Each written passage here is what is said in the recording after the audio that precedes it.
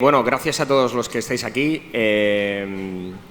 Y bueno, ahora, justo en este momento, estoy justo a punto de cantar el Only You de los Platters para animar un poquito esto. Eso va a ser espectacular, ya lo veréis ahora cuando lo cante. No lo voy a cantar porque seguramente cambiaría el clima, seguro. Bueno, Paloma, ya, lo que tú tengas que decir. Muy buenas noches a todos. Muchas gracias, Fernando. Muchas gracias a todos ustedes por acompañarnos en esta noche. Disculpar el retraso, pero a veces el directo es lo que tiene y se nos han ido juntando las presentaciones y el público juvenil pues está aquí. Hoy tenemos la suerte de tener con nosotros, bueno, pues a Fernando Muñez. Le he pedido que traigamos también otro libro. Vamos a poner aquí los dos hermanos juntos. ¡Hala! Ya están los dos juntitos. Estos son algunos de los dos hijos que tiene Fernando Muñez y que los ha creado para nosotros. Esta mañana se lo he podido decir, pero delante de todos quienes nos acompañáis, buenas noches y bienvenido a la ciudad de Badajoz. Muchas gracias. Aunque él ya vino en alguna ocasión, así que nosotros también hemos querido pues, que esta noche nos acompañe. Sí, el culpable de que haya venido aquí en alguna otra ocasión creo que anda por ahí sentado, no sé dónde estará. Sí. Pero bueno, estoy encantado de estar aquí otra vez en Badajoz. Y bueno, básicamente creo que la charla o la conferencia se titulaba un poco como del libro a la pantalla o algo por el estilo, ¿no? Entonces, bueno, básicamente lo que voy a hablar es un poco de cuál ha sido el proceso a través del cual pues hemos pasado de ese tocho de 768 páginas a hacer la serie de la cocina de Castamar, que supongo que algunos de vosotros habéis visto en A3 Media o A3 Player o en Netflix. O en diferido, que muchos pues se la graban y luego se la ven en casa, cosa que me parece estupenda también. Bueno, lo primero es que tendría que deciros que la novela y el lenguaje cinematográfico de base son completamente diferentes. Tienen códigos que son diferentes, tienen algunas cosas que están en común, que tienen puntos que tienen en contacto, pero son diferentes per se, ¿no? Porque de antemano persiguen cosas también diferentes en algunos sentidos. Los dos quieren contar historias, pero la forma de contarla no es la misma, ¿no?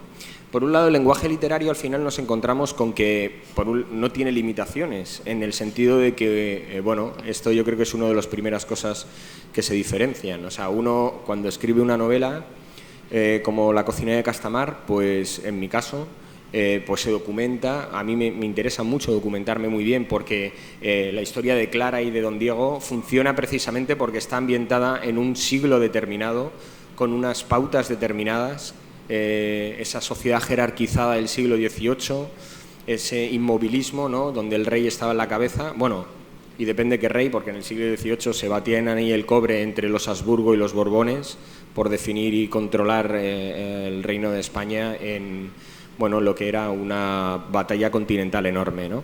Entonces, esto requiere de, digamos, un estudio histórico importante, o a mí me parece que debe tenerlo así para que sea creíble. Para mí la historia al final no deja de ser como una especie de celofán que envuelve la ficción que a mí me interesa contar, ¿no? Y claro, esto hace que el papel, pues yo pueda en un momento determinado hablar de la corte de Felipe V, por poner un ejemplo, y en esa corte yo puedo decir que tiene pues 300 lacayos, o que tiene 5 carrozas, o que hace una fiesta en el Casón del Buen Retiro, que es de las pocas cosas que quedan del Palacio del Buen Retiro, porque a principios de siglo los franceses lo volaron en el Palacio del Buen Retiro de Madrid. Y entonces, ¿qué pasa? Que claro, el papel no te pide presupuesto. O sea, realmente no hay algo que esté ajustado a un presupuesto determinado, sino que automáticamente tú pones que hay 300 lacayos, por poner un ejemplo, y ahí están. Pero luego tenemos que transformar esto y llevarlo a la pantalla, ¿no? Y claro, esos 300 lacayos necesita un presupuesto, ¿no? Y entonces, bueno, si tuviéramos los Avengers de Castamar, seguramente tendríamos un presupuesto ilimitado y no habría problemas. Pero claro, Los Vengadores de Castamar no es. Se llama La Cocinera y tiene un presupuesto bastante más bajo. Y entonces hay que adecuar esto. Entonces, esta es la primera gran diferencia que hay, ¿no? Que el papel puede soportar aquello que uno escriba, como lo escriba, y el audiovisual está sujeto a un determinado presupuesto y hay que aterrizar todas esas ideas que están ahí, hay que terminar aterrizándolas. Yo creo que la segunda gran cosa que yo creo que se enfrentábamos un poco aquí a la hora de trasposar la novela a la pantalla es que de por sí el lenguaje literario tiene unos recursos que el lenguaje audiovisual no tiene. O sea, uno, por ejemplo, cuando, por poner un ejemplo, estamos en Don Diego, vemos cómo Don Diego entra, Don Diego ve a alguien, Don Diego piensa que el marqués pues es un hombre sin escrúpulos, Don Diego piensa que Clara es bellísima o Don Diego piensa que su amigo Alfredo pues la ha decepcionado. Y siempre estamos en el pensamiento de Don Diego. Una de las cosas que hablando con Roberto Enríquez, que era, como sabéis, el protagonista, el que hacía de Don Diego, pues claro, me decía que utilizaban mucho las referencias que había en el libro para interiorizar el personaje, ¿no? Como herramientas propias que tienen los actores para saber qué piensan los personajes, qué elementos hay dentro cuando actúan de una determinada forma. Y esto ocurre porque al final es un material muy importante. No todos los actores han recurrido a la novela. Por ejemplo, Michel Jenner prefirió dejar la novela al lado y centrarse solo en los guiones, porque pensaba que de esa forma no iba a verse a lo mejor tan contaminada por las diferencias que había en las dos historias. O sea, son formas de hacerlo. Pero lo importante aquí yo creo que son esos lenguajes, ¿no? Son dos lenguajes completamente diferentes. En el literario estamos hablando en los pensamientos directos de Don Diego, pero en el momento que ponemos una cámara no sale una voz en off diciendo Don Diego dice, Don Diego hace, no, es el propio Don Diego que entra en la sala, que mira, y es el propio actor el que tiene que tener esas herramientas para mostrar una determinada cantidad de sentimientos que pide la escena, ¿no? Y esto ya, de nuevo, vuelve a ser otra de las grandes diferencias a la hora de adaptar la novela. Entonces, cogiendo estas, que he puesto dos diferencias, aunque yo creo que hay bastantes más, imaginaros la dificultad luego, porque normalmente cuando se hace una serie lo que se suele hacer es coger una novela, de ella se extraen lo que se llaman pulsos de acción, que básicamente es reducir la novela a aquellas cosas que mueven la acción, quitando todo lo demás, o sea, dejando un esqueleto. Por eso muchas veces veis que cuando veis una adaptación, sobre todo para televisión, que está un poco enlatada, digo como pueda ser enlatada en el sentido de que está construida exclusivamente para tener o mostrar el espíritu de la novela, pero no se va a ajustar realmente a todo lo que ocurre en la novela, por estos dos motivos que he dicho, por el lenguaje, por el papel, porque uno lo soporta todo y el otro tiene un presupuesto, ¿no? Entonces, al final, yo creo que estas diferencias es lo que hace que surjan esas diferencias cuando uno se lee la novela y cuando cuando en otro momento se ve la serie. Una de las cosas importantes que condicionan esto es el presupuesto realmente. ¿Por qué? Porque al final el presupuesto dice cuántos decorados tenemos. O sea, esos decorados al final tienen que servir para los 12 capítulos en este caso, o los 10 capítulos, o los 8 que hay en la serie. Y tienen que, en esos decorados uno tiene que mostrar todo lo que se cuenta en eso o más allá de lo que se necesite contar. ¿Por qué? Porque hay que crear tramas secundarias que a lo mejor en la novela no están. Entonces, al final depende también mucho del criterio en que se siga. Entonces ya os hablo ahora mismo ya propiamente de cómo se ha seguido en Castamar, ¿no? Para mí, el criterio más importante a la hora de ceder los derechos, tal vez porque vengo del mundo audiovisual y entonces, bueno, pues yo podía hablar el idioma que hablaban los productores ejecutivos. Yo no dejo de ser coproductor ejecutivo creativo también de la serie y entonces en este momento antes me han preguntado sobre este tema de cómo hay tantas diferencias, por qué hay tantas diferencias. Bueno, la diferencia, por reducir todo esto, se basa en esto, en que yo escribo la novela solo y una serie se hace con muchísimas personas. Y para que nos entendamos, cada capítulo lo dirige un director, pero a lo mejor en una serie puede haber 3 Perdón. Puede haber 3 directores, ¿sabes? Que cada uno dirige. Y luego hay un director por encima de ellos, que a su vez es el que más o menos dirige todo. Y por encima está el productor ejecutivo o los productores ejecutivos, que suele haber varios. Y se toman decisiones en conjunto. Y esto es lo que hace que al final pasa lo mismo con los guiones. Cuando se llega a la fase de guión, hay una persona que es el coordinador de guiones, que viene a ser la persona que saca todas las tramas, crea nuevas tramas si son necesarias, para utilizar todos esos decorados, y al final, claro, tiene otros 3 guionistas por debajo y cada uno de ellos va a escribir uno de esos capítulos hasta completar 12. Eso es lo que hace que al final una cosa esté producida, digamos, de forma casi mecánica, os diría, como si al final es como una especie de engranaje como el de los coches, ¿no? Que al final se entra y cada uno de esas personas va a cumplir su función determinada en lo que tiene que hacer en la serie. Y otra cosa es la literatura que uno hace en su casa, ¿no? Entonces, estas dos cosas a veces pueden ir juntas. Tenemos muchísimos ejemplos muy buenos en donde, por ejemplo, voy a poner el ejemplo más claro que casi todos habréis oído, que es la del Padrino de Mario Puzo, ¿no? Mario Puzo es el escritor del Padrino y llegó Francis Ford Coppola y dice, quiero hacer El Padrino. Y entonces dice, bueno, pero yo para hacer El Padrino no quiero hacer El Padrino, quiero coger El Padrino que hay ahí dentro y transformarlo en algo que sea El Padrino y muy bien adaptado, porque quiero reflejar la historia de la novela en todo lo que pueda, en su espíritu, en lo más cercano, y coge al escritor y lo pone al servicio de la película para hacer esto. Esto no siempre pasa, esto no siempre es así. Y como yo, en este sentido, como os decía, tengo un pie en lo audiovisual, cuando me pusieron ceder los derechos para hacerlo, pensé que la mejor manera de poder hacer esto era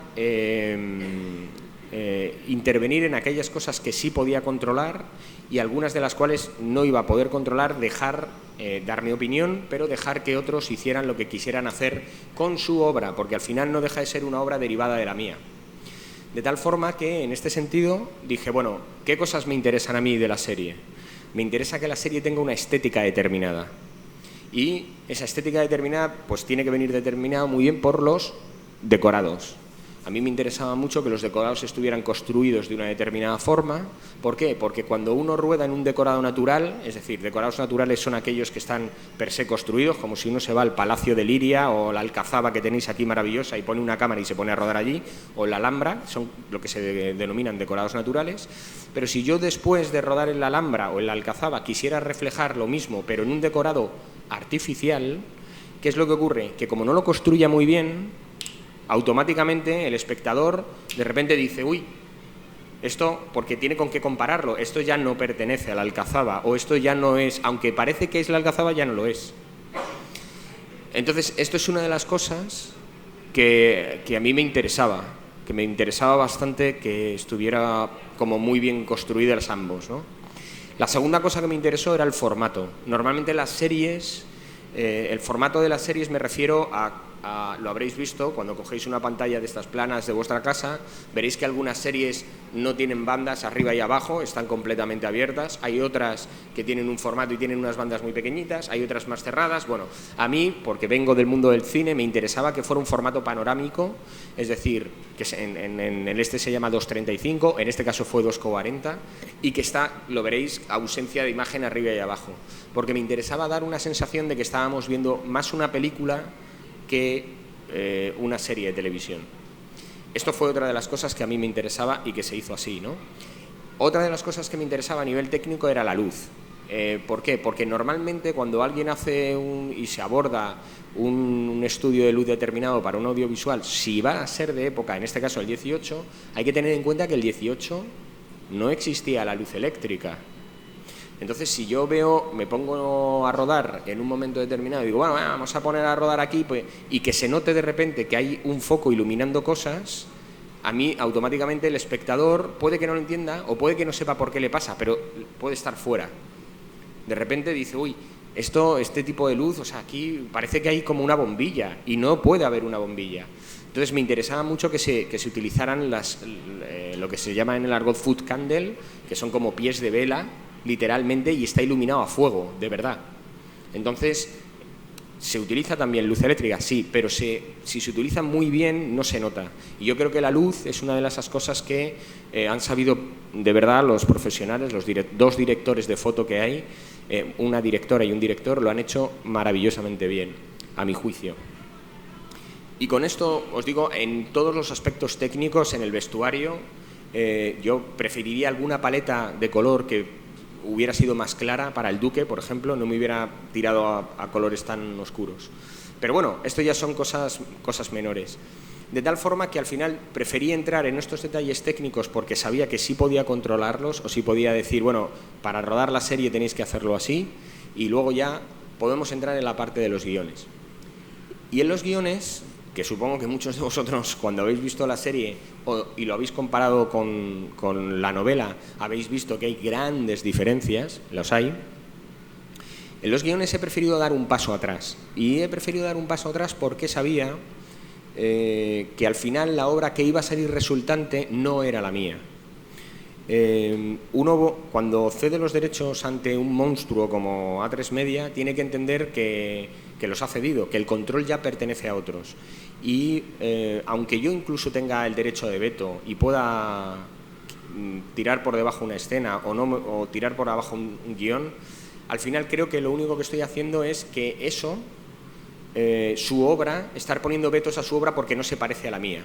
Y yo creo que tiene que ser, parto de la base que son obras diferentes. Aunque sean obras derivadas una de la otra, mi obra es inmutable, está escrita así, la puede leer todo el mundo, lo que yo quería contar está ahí, y la serie es una obra derivada de esa, derivada de la mía, y en la cual yo he participado poniendo mi granito de arena.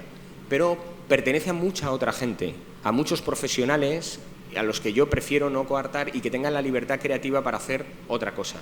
Para bien o para mal, si lo hubiera dirigido yo al completo, seguro que muchísimas cosas que han salido en la serie de Castamar no serían igual, se parecerían mucho más a la novela en muchos casos. Pero también os digo que hay muchas otras cosas que han hecho a la hora de que me parecen grandes decisiones a nivel de guión, quiero decir. Y en ese sentido, bueno, pues digamos que se ha tratado de mantener el espíritu, aunque tuviéramos que abrir, o se tuvieran que abrir, muchas otras tramas, como por ejemplo Don Armando Belmonte, que, bueno, como sabéis, los que habéis visto la serie, es el padre de Clara. En la serie está vivo, en la novela está muerto. O sea, en la novela el padre de Clara es un hombre, es un doctor que le llaman para servir a los bajo las órdenes del rey Borbón, y cuando en un momento determinado pues muere salvando un campamento hospitalario porque vuela un puente antes de que tomen el campamento los austracistas. Y eso le supone, es el motivo por el cual a Clara sufre un trauma tal que sufre la agorafobia, se le desencadena en agorafobia y no puede salir a los espacios abiertos.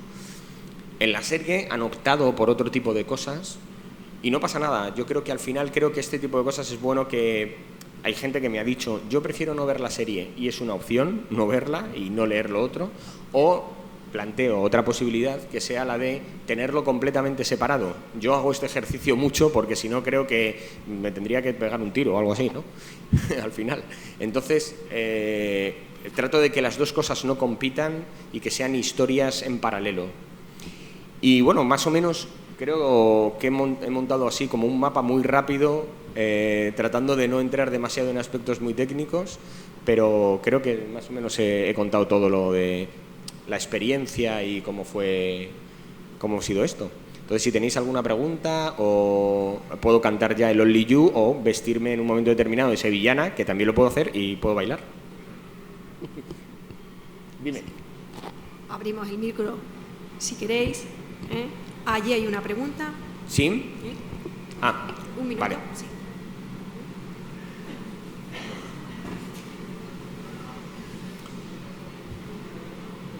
Perdón.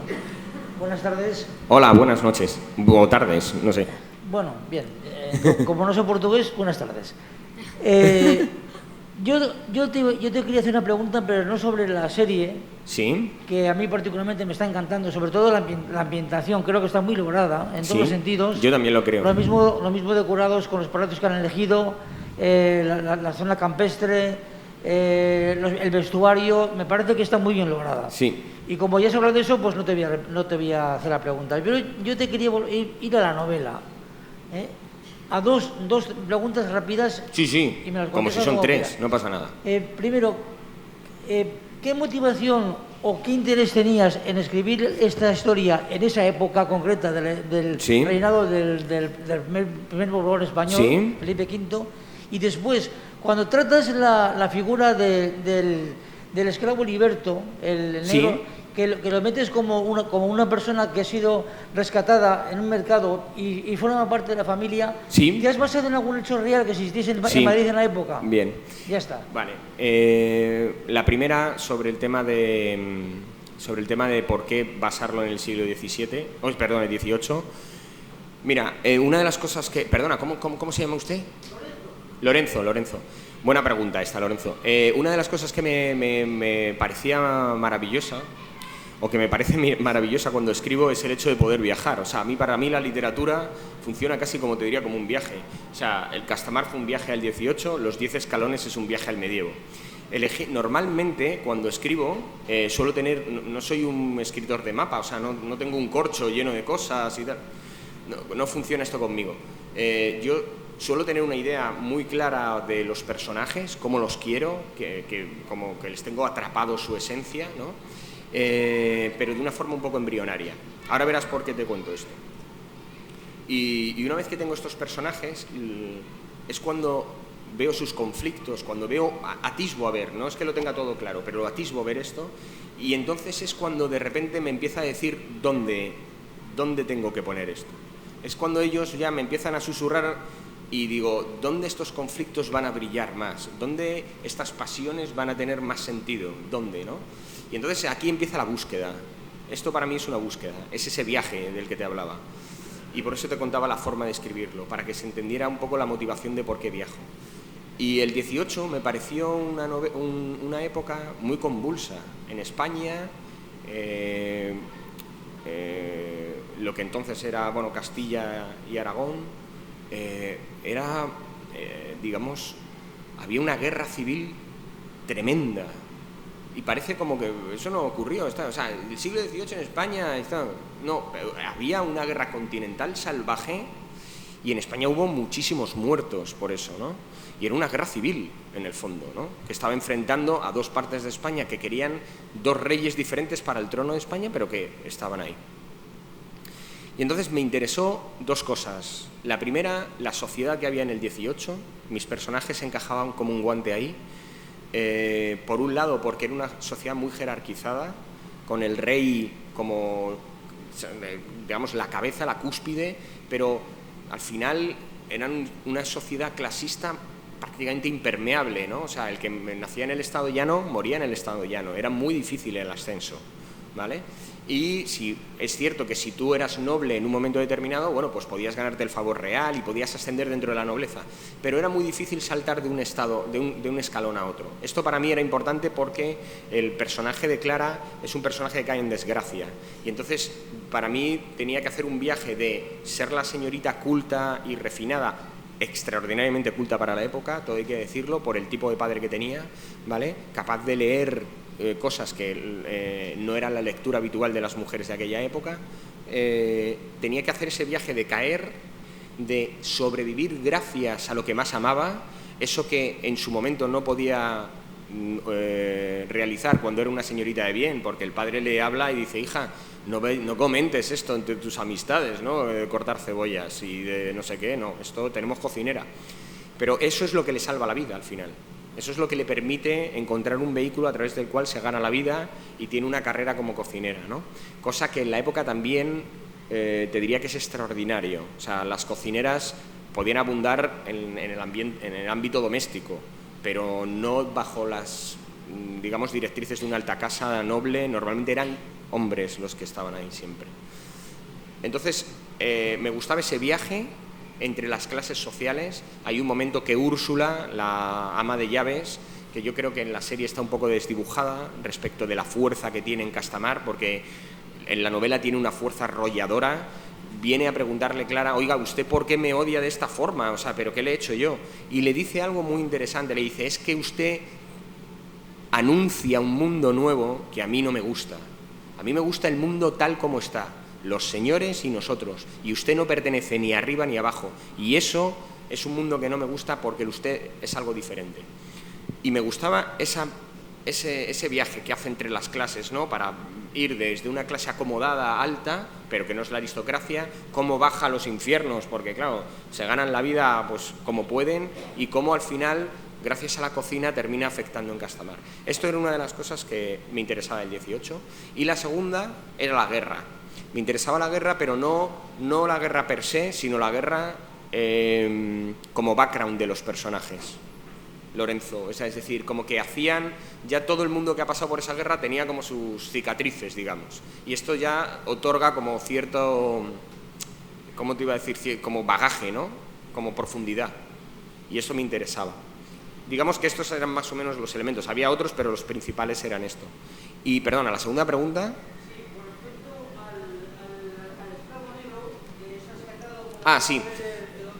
Sí. Sí, tiene la familia. La familia. Sí, está basado en un hecho parecido que hubiera en Madrid. Estuve investigando mucho, cierto que había hechos extraordinarios en este sentido. En el siglo XVIII, de hecho, hay una mujer negra, esto fue en Inglaterra, de hecho fue criada por el Lord Mariscal del Tribunal Supremo londinense, se da 50 años después, esto hay que declarar, 50 años después. Se llama Belle, de hecho hay un cuadro maravilloso, hicieron una película no hace mucho, los británicos, con Tom Wilkinson, sobre este caso en concreto además, en el que es la primera vez en el que se fallaba sobre un problema de un barco negrero, ¿no? Que se tiró la carga eran seres humanos, lógicamente, en un momento determinado por la borda. Y en este sentido, te pongo este caso, existieron algunos otros casos muy concretos de este tipo. En el caso de Bell, por ejemplo, su padre era un almirante y cede la custodia digamos, como al jefe del Tribunal Supremo inglés, que la cría como una hija. Y de hecho ocurrió una cosa curiosa en este caso específico, el de Bell, y era que ella, como su padre era un almirante importante, tenía dote. O sea, tenía dineros, tenía posibles, mientras que su prima, sus padres habían fallecido y no tenía dinero. Y había nobles que preferían casarse con ella, aunque fuera negra, que casarse con la prima, que era blanca y no tenía posibles, ¿sabes?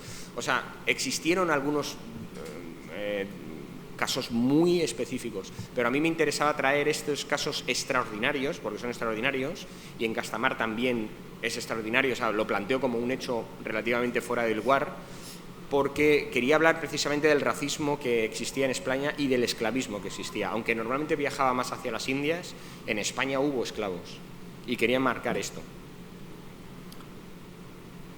Sí. La novela. Sí, ¿cómo se llama usted, perdón? Angeline. ¿Cómo, perdón? Angelines. Angelines. Yo he leído la novela y estoy viendo la serie. Sí. Creo que lo que es un error es verlo seguido de haber leído el libro. Sí. Porque a mí la serie me gusta, pero para no haber leído el libro. Claro, esto suele pasar. El libro me entusiasmó, esa es la verdad. Pero creo que la serie, vista dentro de un tiempo, que no esté claro, que no esté tan pegada. Creo claro. Creo que también es bonita. Pues esto, Angelines, voy a serle sincero, me voy a quedar con este consejo porque me parece muy, muy sabio, y cuando vengan alguno de mis amigos, que tengo unos cuantos, que me dicen, no puedo ver la serie, tío, yo me he leído el libro y estaba maravillado con el libro, pero es que ahora la serie, les voy a decir esto, bueno, deja pasar tiempo, y cuando no tengas tan fresca ya el libro, pues entonces te la ves. Y puede que tengas una perspectiva un poco diferente. Me parece un sabio consejo en ese sentido. ¿Alguien más? ¿No?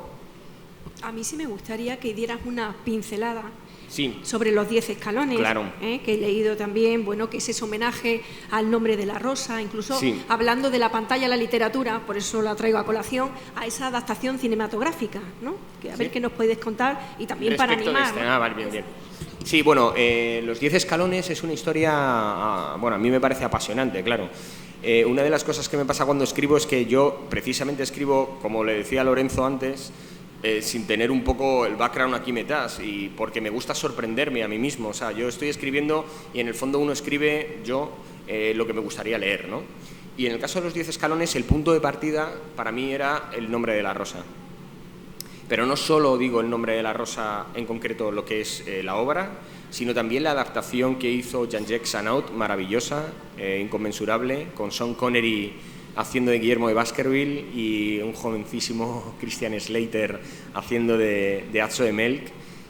Pues bueno, al final, cuando abordaba un tema sobre una abadía, en la que yo quería hablar, claro, hablar de medievo, abadía, invierno y crímenes, ya, o sea, alguien me iba a decir, tío, esto me suena el nombre de la rosa.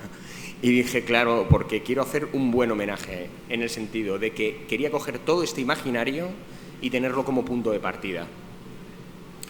Y lo quería tener como punto de partida para contar mi historia, ¿no?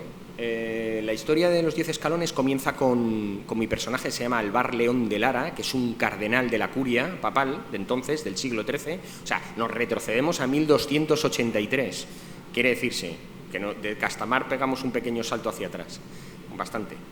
Y estamos en el Reino de Castilla. Bueno, Alvar, que es un cardenal de la curia, como os decía, recibe una misiva en un momento determinado en el cual su maestro y mentor, Rafael de Narburgo, que le dice: regresa a Castilla, regresa a la abadía donde te criaste, porque he descubierto algo que se llama los 10 escalones.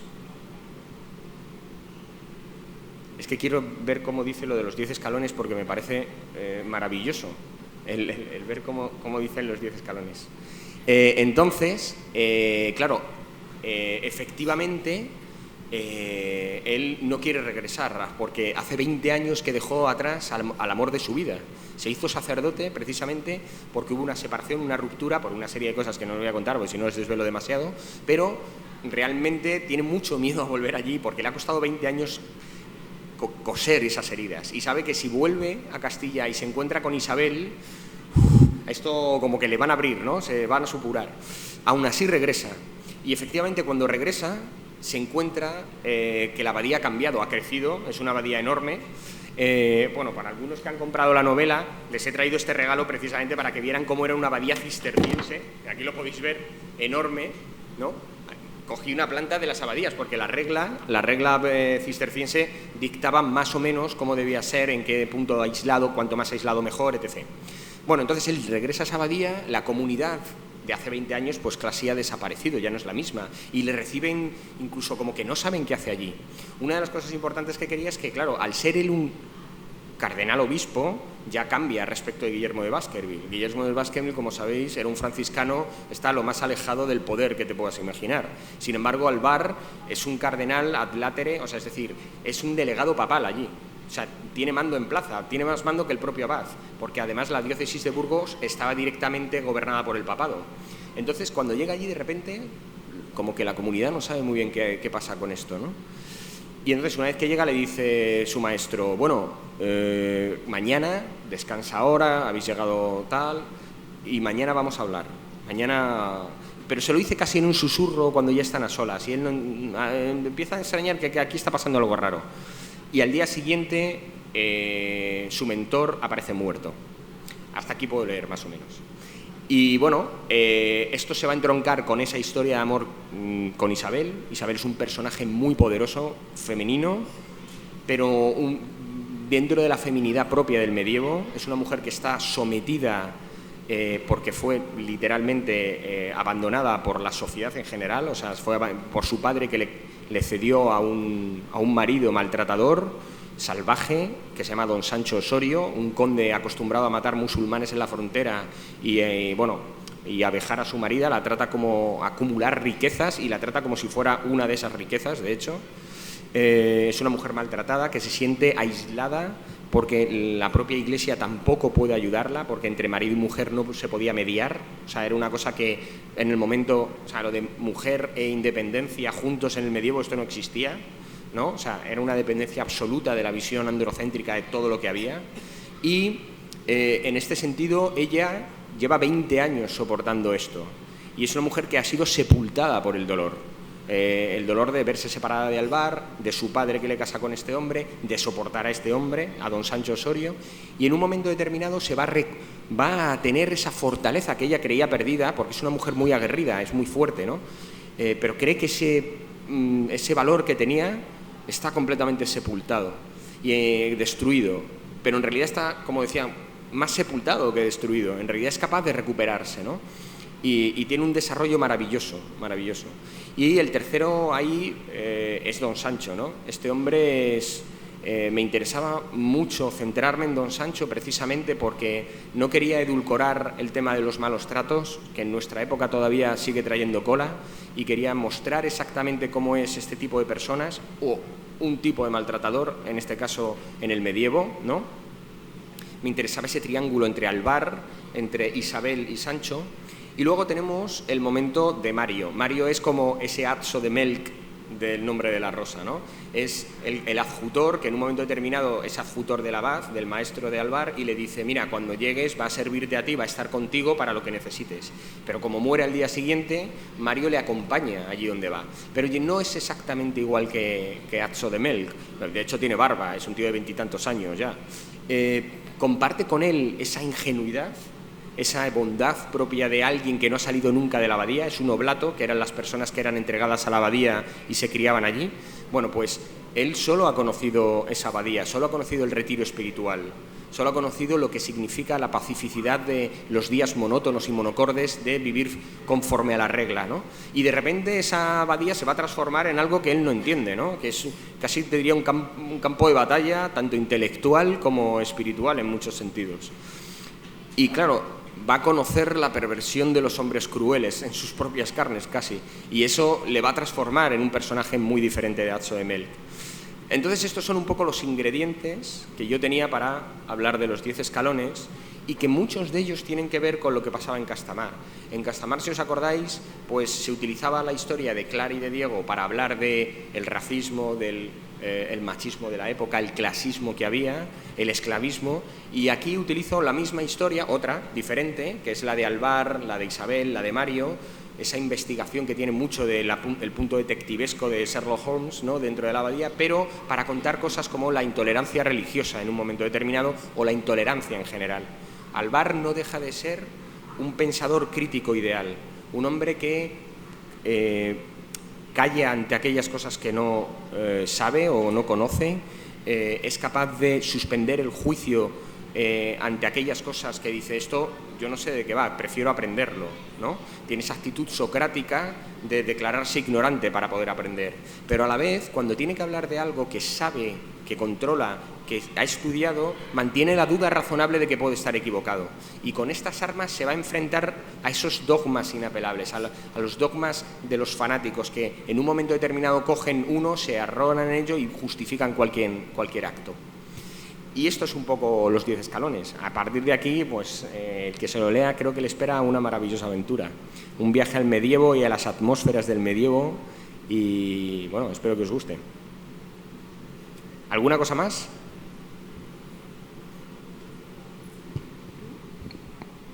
¿Estamos? Pues estamos. Muchísimas gracias por esa invitación. Vale. Gracias. Gracias.